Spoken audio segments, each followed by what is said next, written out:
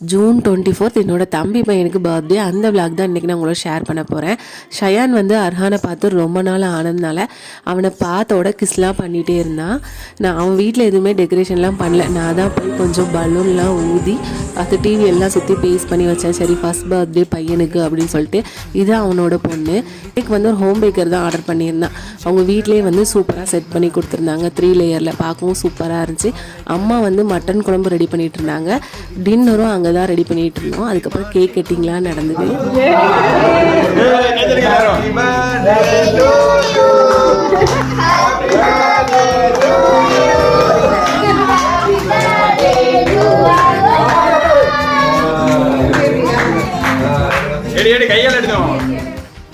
அவனுக்கு மட்டும் பர்த்டேல அவனோட சேர்த்து 3 பேருக்கு பர்த்டே செலிப்ரேட் பண்ணாங்க.